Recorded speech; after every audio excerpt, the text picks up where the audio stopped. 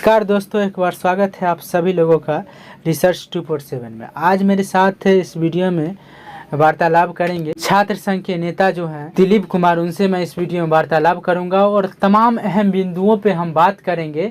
Cut up को लेकर और रिजल्ट को लेकर और पारदर्शिता को लेकर इस वीडियो में हम बात करने जा रहे हैं। ठीक है, उनसे डायरेक्टली हम फोन पे बात करेंगे। तो चलिए वीडियो को शुरू करते हैं। तो सर, जिस प्रकार बिहार दरोगा मेंस 22 से 13 का एग्जाम 24 तारीख को खत्म हुआ, इसके बीच लगातार अभ्यर्थी के मन में कई बात को लेकर प्रश्न उठ रही है, जिसमें एक अहम ट्रांसपेरेंसी के ऊपर सर सारे अभ्यर्थी के सवाल उठ रही है कि बीपीएससी अभी तक किस प्रकार की ट्रांसपेरेंसी एग्जाम में ली है और आगे इसका ट्रांसपेरेंसी का प्रोसेस कैसा चलता है सर।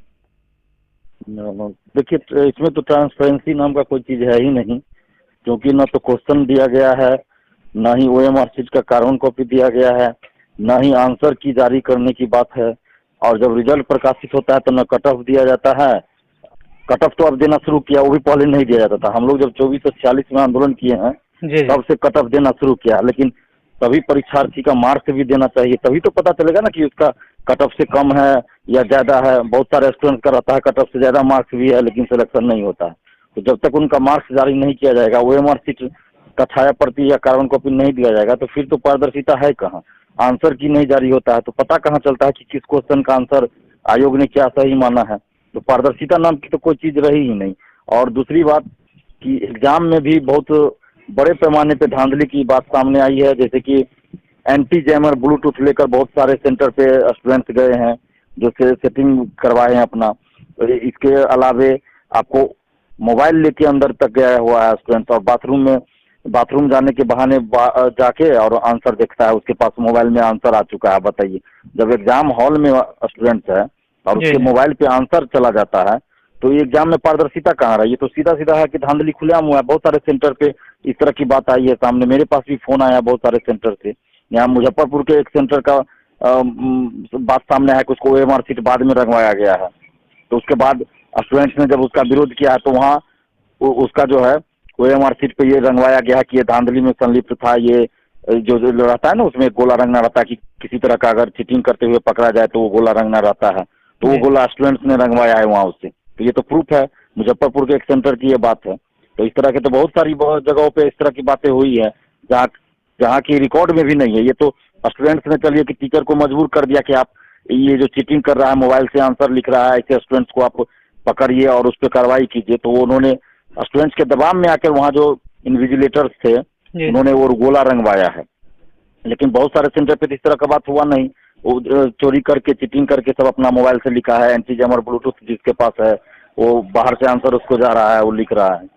पारदर्शिता नाम की तो कोई चीज ही नहीं है और आयोग अपने तरफ से कोई प्रयास नहीं इसके लिए कर रहा है, क्योंकि आयोग ही संलिप्त है ऐसे मामलों में और जानबूझकर वो ऐसे मामलों को बढ़ावा दे रही है आयोग, ताकि वो जो अंदर से सेटिंग करते हैं ना तो उसका पोल ना खुले। सबका नजर जो है सो सेंटर पे जो एंटी जैमर ब्लूटूथ है और ये मोबाइल लेके जाता है उसी पे सबका ध्यान बटा रहा है। लेकिन जो अंदर से जो आयोग के द्वारा धांधली की जाती है, वो ओएमआर शीट अंदर से रंगा जाता है, इसके तरफ किसी का ध्यान ही ना जाए। तो पारदर्शिता नाम की तो कोई चीज नहीं। अगर आयोग ईमानदार होता, अगर ये लोग सही से एग्जाम कंडक्ट कराते और धांधली नहीं करते, अंदर से ओएमआर शीट नहीं रंगते, तो ये लोग क्वेश्चन बुकलेट परीक्षार्थियों को देते, उसके बाद आपको ओएमआर शीट की छाया प्रति या कार्बन कॉपी स्टूडेंट्स को देते, या नहीं तो कम से कम जब आरटीआई से मांगा जाता है तो आरटीआई का जवाब जब देना था तो आरटीआई में कम से कम वो ओएमआर शीट की छाया प्रति जरूर देते, लेकिन नहीं दिया जाता। कभी नहीं, आज तक किसी भी स्टूडेंट्स को ओएमआर शीट की छाया प्रति आयोग ने उपलब्ध नहीं कराया है। तो इससे साफ जाहिर है कि आयोग अंदर से सेटिंग करती है और पैसा लेके ये दरोगा का सीट बेचती है। अच्छा सर, जैसे मतलब पीटी और मेंस का इस बार सर मतलब रोल नंबर 1 नहीं था सर, इसके बारे में क्या कहना चाहते हैं सर। देखिए, ये सब पुख्ता प्रूफ है कि आयोग सीट बेच रहा है दरोगा का, 25 लाख रुपया लेके सीट बेच रहा है, उसका ये पुख्ता प्रूफ है कि बीपीएससी यूपीएससी आपको उसमें रोल नंबर 1 ही रहता है, पीटी मेंस इंटरव्यू तक का। लेकिन यहाँ दरोगा बहाली में पीटी का रोल नंबर अलग, उसी स्टूडेंट्स का मेंस का रोल नंबर अलग। आखिर ऐसा क्यों किया जाता है? इससे पहले भी 24 से 46 में भी यही बात थी, पीटी का रोल नंबर अलग, मेंस का अलग। तो ऐसा क्यों किया जा रहा है? आप कोई भी स्टूडेंट पीटी फेल होगा और उसको मेंस पास करा दिया जाएगा, ये पता कैसे चलेगा कि मेंस पास करने वाला पीटी पास था या नहीं था? जी जी। तो रोल नंबर तो अलग अलग है, पता कैसे आप कीजिएगा? उसका पता ही नहीं कर सकते हैं। तो इसलिए ये तो पुख्ता प्रूफ है, लेकिन आयोग ही संलिप्त है, आयोग के द्वारा ही किया जाता है ये सब काम, धांधली किया जाता है। इसीलिए हम लोग डिमांड भी करते रहे हैं कि आप OMR सीट का छाया प्रति दीजिए या कार्बन कॉपी दीजिए, आंसर की जारी होना चाहिए, क्वेश्चन बुकलेट दीजिए और रिजल्ट के साथ ही कटअप और सभी परीक्षार्थियों का मार्क्स दीजिए। पीटी मेंस और इसके बाद फिजिकल, तीनों का रोल नंबर सेम हो, लेकिन पीटी का रोल नंबर अलग, मेंस का रोल नंबर अलग कर दिया जाता है। और उसके बाद कटअप देना तो शुरू किया गया है, 2446 में हम लोग आंदोलन किए तो समय से देना शुरू किया कटअप, लेकिन अभी भी मार्क्स तो नहीं बताया जाता ना। पीटी के रिजल्ट के 1.5 साल बाद, 2 साल बाद पीटी का मार्क्स बताया जाएगा, मेंस के रिजल्ट के 1.5 साल बाद, 1 साल बाद मेंस का रिजल्ट मार्क्स बताया जाएगा, तो उसका क्या फायदा है? आप रिजल्ट प्रकाशन के साथ ही मार्क्स जारी कर दीजिए, क्या दिक्कत है इसमें? बीपीएससी बिहार लोक सेवा आयोग जो बिहार में ही है, वहाँ तो ऐसा होता है, फिर दरोगा बहाली में ऐसा क्यों नहीं हो रहा है? तो सीधा सीधा इसका मतलब है कि ये लोग जो है सीट बेचते हैं, इसमें बड़े बड़े नेता अफसर सब शामिल है और आयोग सब शामिल है, बीपीएसएससी, और ये लोग 25 लाख लेके दरोगा का सीट बेच रहे हैं। अच्छा सर, जैसे मार्केट में कई लोगों के द्वारा फैलाई जा रही है कि इस बार कटअप जनरल का 75 जाने वाला है या 70 जाने वाला है, तो इसके प्रति सर आपका क्या कहना चाहते हैं सर? देखिए, मैं तो यही कहूँगा कि ये सभी लोग जो है, जो भी 75 या उससे ऊपर कटअप बता रहे हैं, इसमें से अधिकतर लोग 90% लोग जो है वो शिक्षा माफिया है। वो शिक्षा माफिया है, और या तो शिक्षा माफिया खुद है या शिक्षा माफियाओं से जुड़े हुए वो लोग सेटिंग में इन्वॉल्व रहते हैं। और यही वजह है कि जैसे ही एग्जाम खत्म होता है, ये लोग कटअप का रोना शुरू कर देता है, कटअप का खेल खेलना शुरू कर देते हैं। जब क्वेश्चन पेपर नहीं दिया गया स्टूडेंट्स को, जो लोग कटअप जारी करते हैं वो लोग क्वेश्चन नहीं 100 का 100 क्वेश्चन देख पाए, वो 100 क्वेश्चन का आंसर उनको नहीं पता है, और वो लोग कटअप जारी कर देते हैं। ये तो बहुत ही मतलब क्या कहें, ये बहुत दुर्भाग्य की बात है कि जिसको 100 क्वेश्चन का आंसर नहीं पता है वो लोग भी कटअप जारी करते हैं। जो लोग 100 क्वेश्चन पढ़ नहीं पाए वो लोग कटअप, एग्जाम खत्म होता है 20 मिनट के अंदर कटअप जारी हो जाता है। ये कहाँ, मतलब इस पे तो कार्रवाई होनी चाहिए ऐसे लोगों पे। इस पे तो आयोग को, सरकार को, सबको कार्रवाई करनी चाहिए कि आखिर जब क्वेश्चन बाहर नहीं दिया जाता है तो 20 मिनट के अंदर आप रटा या कटअप जारी कर देते हैं। तो ये लोग माहौल बना देते हैं, क्योंकि ये लोग जानते हैं कि अंदर से सेटिंग में ये लोग भी इन्वॉल्व रहते हैं। 2-3 टीचर हैं, कोचिंग संचालक है, ये लोग भी इन्वॉल्व है। और ये लोग देखिएगा जानबूझकर पहले ही कटअप 75, 80, 85, 90 बता देंगे, और आज तक इन लोग का कटअप कभी सही नहीं हुआ है। लेकिन कटअप जानबूझकर ज्यादा बताया जाता है ताकि एक माहौल बन जाए, स्टूडेंट्स के माइंड में ये बैठ जाए कि इतना कटअप जाएगा, उसके बाद ये लोग आराम से अंदर से सेटिंग करवाते रहे, OMR सीट अंदर से रंगवाते रहे। इन लोग को भी पता है कि अगर अचानक से कटअप ज्यादा जाएगा तो आंदोलन हो जाएगा, स्टूडेंट्स रोड पे उतर जाएंगे, जांच बैठ जाएगा, कहीं CBI जांच बैठ गया तो सारे शिक्षा माफिया, सारे सेटर पकड़े जाएंगे। तो ये लोग क्या करते हैं, ये लोग का गिरोह काम करता है, गैंग है, जो टीचर के रूप में एक तरह से समझिए गैंग का काम कर रहा है। टीचर नहीं, ये लोग कलंक है, शिक्षा के नाम पे, शिक्षक के नाम पे कलंक है। और ये शिक्षा नहीं बांट रहे हैं, ये लोग व्यवसाय बना दिए हैं, ये लोग दलाली करते हैं सरकार की, आयोग की, और सेटर है, बहुत सारे ऐसे लोग हैं। और ये हम नहीं बोल रहे हैं, ये NTPC में भी इसका खुलासा हुआ है कि पटना के मुसल्लापुर बाजार समिति, भिकना पहाड़ी एरिया में कोचिंग संचालक और शिक्षक जो है ये सेटिंग में इन्वॉल्व रहते हैं। लेकिन ये लोग इसीलिए जानबूझकर ज्यादा कटअप बता देते हैं ताकि स्टूडेंट्स के मन में ये बैठ जाए कि 80 कटअप जाएगा, 75 जाएगा, 85 जाएगा, और ये लोग आराम से अंदर से OMR सीट रंगवा के सेटिंग करवाते रहे। और बाद में जब रिजल्ट आएगा, कटअप ज्यादा जाएगा तो हो हल्ला नहीं हो, हंगामा नहीं हो।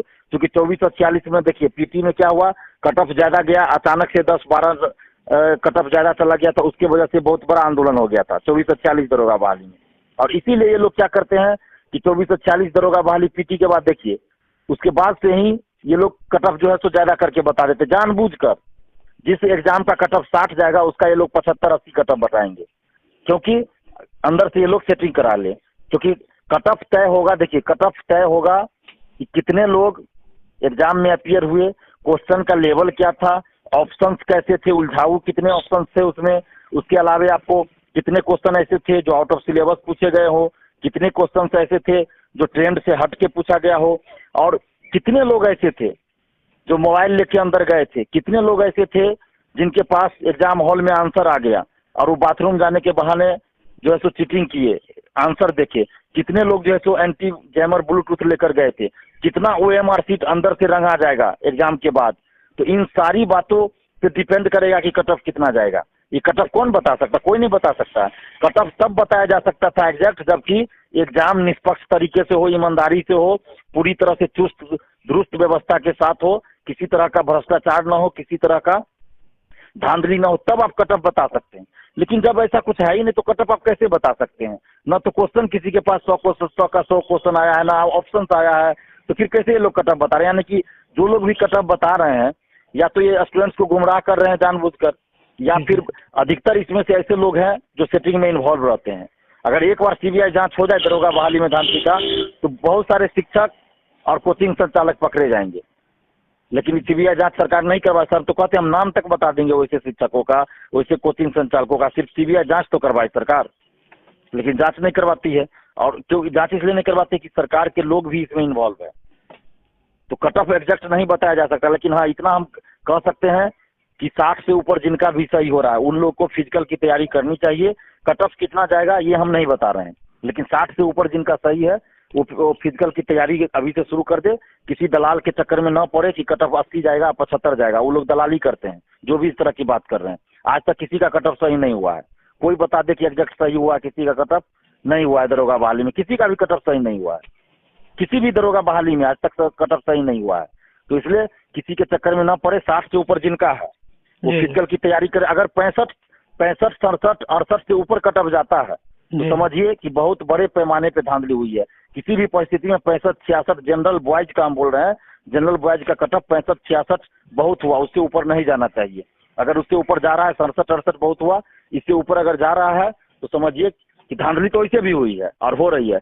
अगर इससे ज्यादा कट ऑफ जाता है तो समझिए बहुत ज्यादा धांधली हो रही है। और मुश्किल से 10% ही फाइनल रिजल्ट जो आएगा उसमें से मुश्किल से 10% ही ईमानदारी से रिजल्ट होगा, मेरिट वाले का होगा, बाकी सब धांधली से होगा। अगर 65, 66 से ऊपर कट ऑफ जा रहा है मेंस का तो। बहुत बहुत धन्यवाद सर, आप अपना बहुमूल्य समय हमारे लिए दिए।